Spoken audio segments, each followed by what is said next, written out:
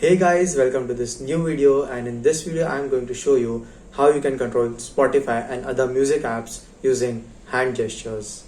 So stay tuned in this video and watch it till the end in order to see how this program will be made. And the output of this program will be somewhat like this. So let's see how it's made. So guys, these are these two files that we are going to use for this program. First is a Spotify gesture detect file, which is a blank file in which you are going to create our entire code. And second is a hand tracking module file, which is a ready-made file in which has got the module for tracking our hands. So basically, how this program is going to work is that we are going to use our hands and we are going to detect each and every points of our hands using opencv. OpenCV is basically interface, not an interface, basically a processing thing which can be used to process all the images through your camera or through any video or any images. So that's how the OpenCV works. It's used for processing of images and videos. So basically, we are going to use OpenCV over here as a primary thing. And if you see at your hands, you will have different points, such as the tips of the fingers, the middle points, and all. So we are going to detect all of these points using this hand tracking module file. So that's going to do the major work for us, and we are going to do the logical work that if the correct combinations happen, then the thing should be suitable for us. So let's get going. First, I'll just close this because we don't require it right now. And this is our empty file. So we'll quickly import all the libraries. It's CV2. Okay, so these are libraries. CV2 hand tracking module. That is the file which we are going to use as a ready-made file. PyAuto GUI, OS, NumPy, System, Async, and Windows. Basically, we are going to use these two libraries for testing a part of it, which I'll explain later as we come to it. And basically, some people often say that why don't you use VS Code as it's better? But in my personal opinion, I always feel that the inbuilt Python ideally is better than VS Code because if you think VS Code has got an artificial intelligence which automatically corrects some mistakes. And like when you're a beginner, and so to promote the use of ideally, I use this ideally because if you're a beginner, you should learn from those mistakes rather than getting it automatically corrected and some third party telling you that you have made a mistake. So if you just start your coding in Python from here itself, you will get to learn a lot more, especially at the beginner stage. So that's why I highly recommend this. Okay, so we have done all the imports. Now I'll write a function to open the Spotify file because firstly the Spotify program should be running as soon as we open our software. Yep, so now this is the part to the Spotify file. So os.popen basically opens up any file that is in your PC with the path. So R is basically as a raw line. So it's basically just taking whatever it's written over there. So this is a part of the Spotify application. So we'll just open it. Now we are going to use our web camera. So I'm just setting the dimensions of the camera such that it is like a compromise between the quality as well as the speed. So I have chosen these configurations 1280 by 720 pixels. And then we are going to initialize our webcam. We are naming it as cap and I'm saying it as cv2.video capture at 0. 0 is for your inbuilt web camera and 1 is for an external USB camera. You can search more on Google about this, but I think this should suffice for you. Then cv2.set property 3 as wcam. We are basically changing the dimensions of the camera to these dimensions. Basically, each camera has a different set of dimensions. So in order to make this program universal for all the PCs, we are just reframing the cameras. Like for example, if someone has a 4K camera that has got too many pixels, so we are going to shorten it up into these pixels. And if someone has a lower camera, so we can expand it into these many pixels. So that's how this is going to work. So our frames are basically resized. So now I'm giving a bit of delay so that our Spotify application will start. It will take some time to start. So I'll just give it some delay over here. Now I'm saying p.press play pause. Now as you can see on your keyboard, you will have three set of keys. One is the play/pause key. forward key and the rewind key of the media playback. So once the application has started, I want it to play.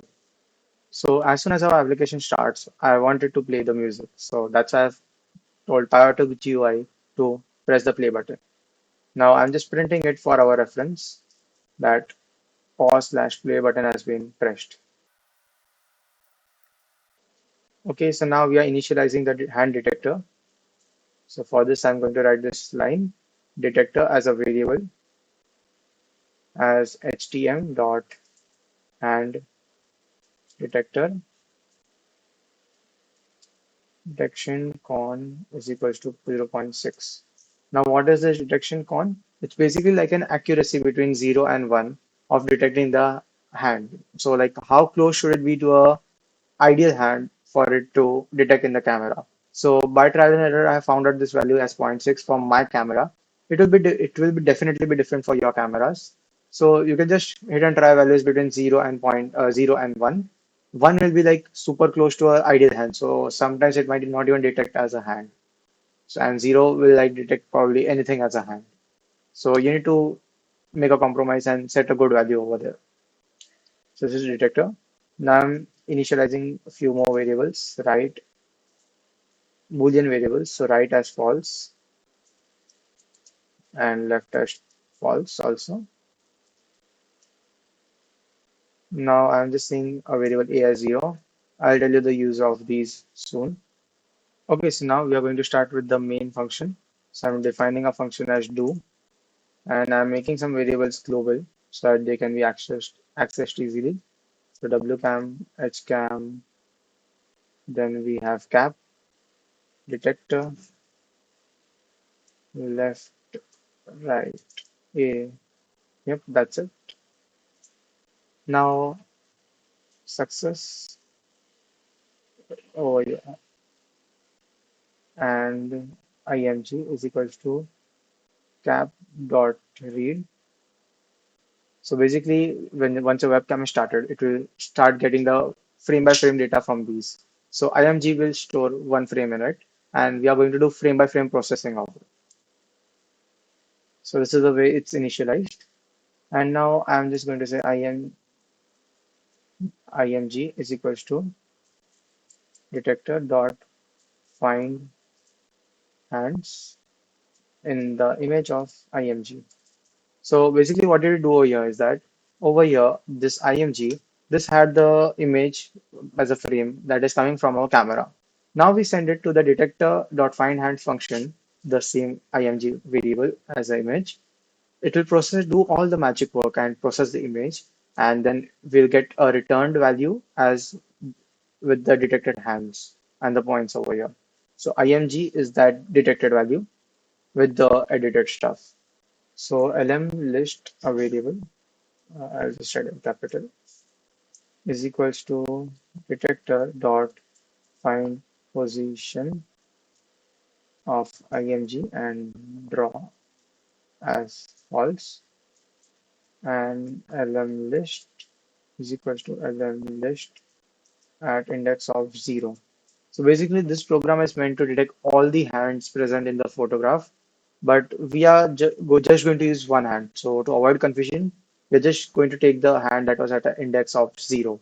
And this line over here, it will get the data from the function from that other file, that, and it will retain the value of position of all the points of the hands that we have processed, and then a is equals to a plus 1. So basically, we are going to use the variable a as counting for counting the frames. Now, if length of lm list is not equal to 0, so basically, if some hands are detected over here, then x1 comma y1 is equals to lm list at index 20 and 1, and y1 as lm list at index 20 comma and 2. I'll just show you an image that will explain this. So basically, as you can see in these images, the index from 0 to 20 are listed of all the points on your hand that are going to be detected. And we are going to do all the work with the magic of the pinkies and end. So that's why I'm using the index 20. You could use any index as per your choice, but I feel it's a pretty comfortable way of doing it. Let's continue with our code. So basically at index 1 and 2 will give us the x and y coordinates. And now as we move ahead, I'll be drawing a circle over there so that we can see the point in the processed image. img at positions x1 comma y1, and then this is for the color and the thickness and the radius part of it. 255 0 255. I'm using going to use a pink color for this. Filled. So basically the circle will be filled and not a hollow circle. So if x1 is greater than or equals to 550. Okay, so we are going to make three cases over here. One is that when x1 is greater than or equals to 550. Other is the one where x1 is less than or equals to 50. And the third one is that when it's in the between, like when I do it in the top, in the center, I wanted a pause. So I'm going to write it for that also. So I'll just write another if statement over here. If x1 is greater than equals to 275 and also x1 is less than or equals to 325, so it's somewhere around the center, and y1 is less than or equal to 25, that's at the very top of. So I want p to press play slash pause and left. Okay, forgot an inverted comma over here, and I want left to be initialized back to false and also right to be sent back to false. I would like to give here a short delay of 0.5 seconds. Yeah, sorry. And now I want to obviously want to see our image. So basically I'm going to write over here cv2.im show the caption as img and our image, and key is equals to cv2 dot wait key at index 5.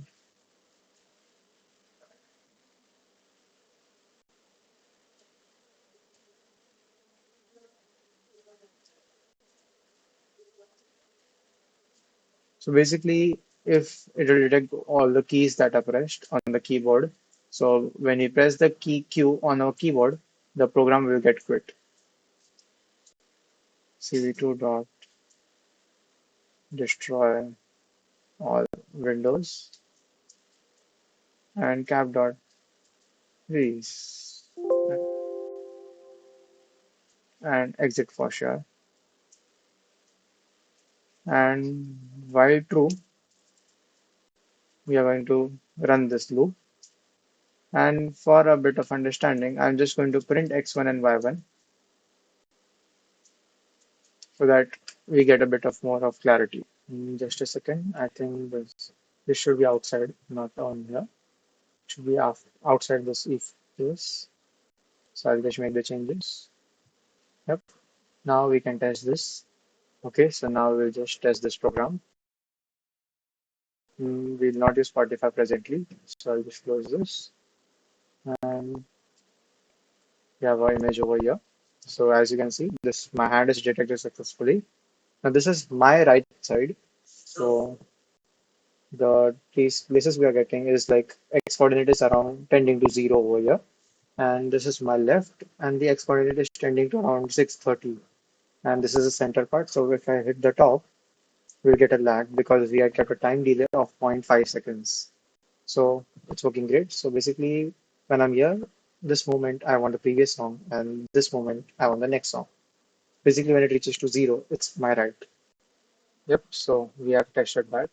Now I'll just remove the print function. And over here, so if x1 is greater than 550, that is my hand is towards the left side. So now there can be two cases. Either I'm starting from the left or I'm moving from the right to the left. So first I'll check that if right had occurred earlier, so I obviously want the command of previous song. So I'll just print previous song. Then I will say p.press prev track. So I'm telling power to GUI to press the previous track button. Prev track. Yep. Then left will be false. And now I'll reset just everything because a function has been executed successfully. So I'm just resetting the variables and I'll give a delay so that two functions don't overlap over here. So why is this delay required over here? If I've taken my hand towards the left and then I want a second reverse in track.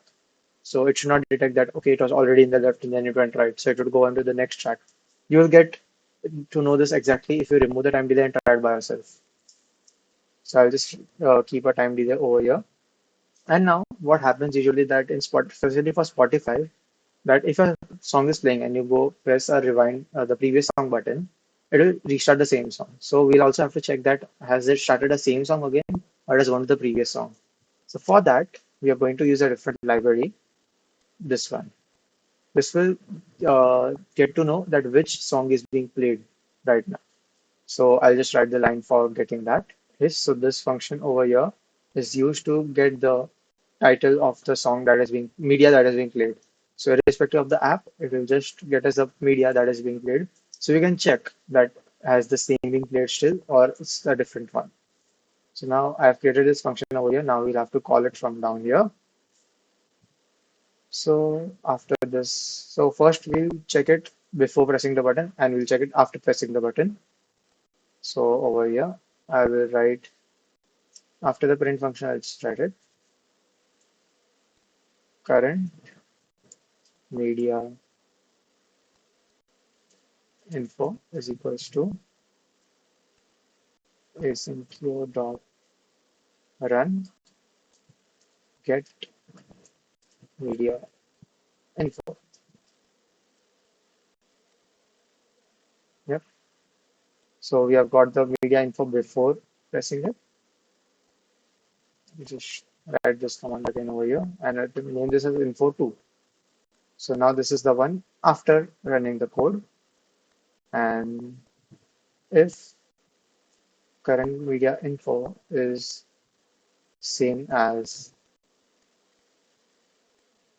the previous one, if the second one is same as the first one, so then I want it to print, press the previous track button again, not print it because we already know which function is happening.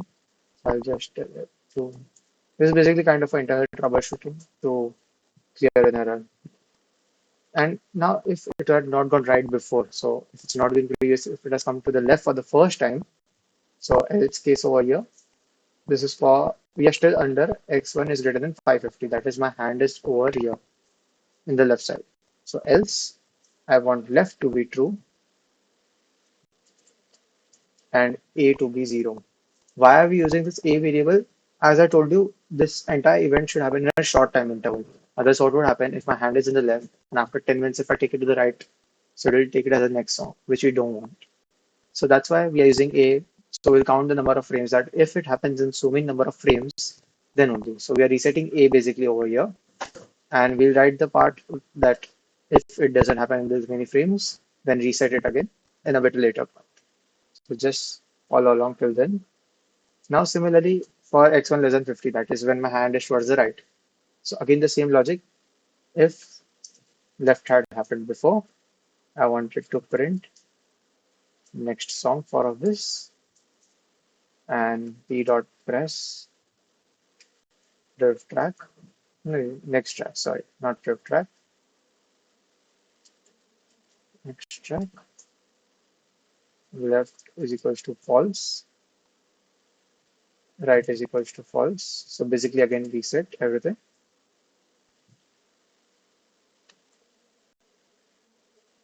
Yep. And then we don't need a delay over here because the next function happens immediately. And if it had not gone left, like it's going right for the first time. So obviously we need to make right true and resetting A as 0. So this is cool and this is done. We have done for the play pause part of it. Now we need to apply a time interval. So instead of time, I'm putting a frame interval that if the function does not execute in so many number of frames, then you can reset it again. So I'm using going to use 20 frames. So you can choose any number as per your speed. But I feel this as a convenient frame speed. So once the number of frames is equals to 20 and a complete function has not been executed, it will just reset everything back. If a is equals to 20, yep. If this resets a to 0, this resets a to 0, a is equals to a plus 1. I think I should write a equals to 0 here also. Yep, that looks cool. I think we are done with the code, so let's go and test it.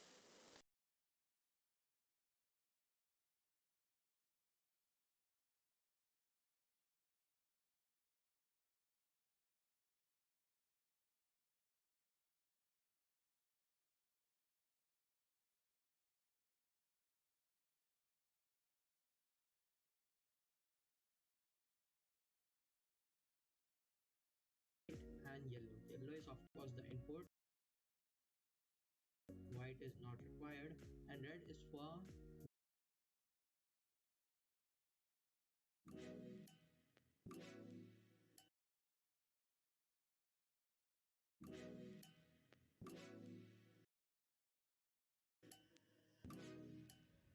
Hello friends.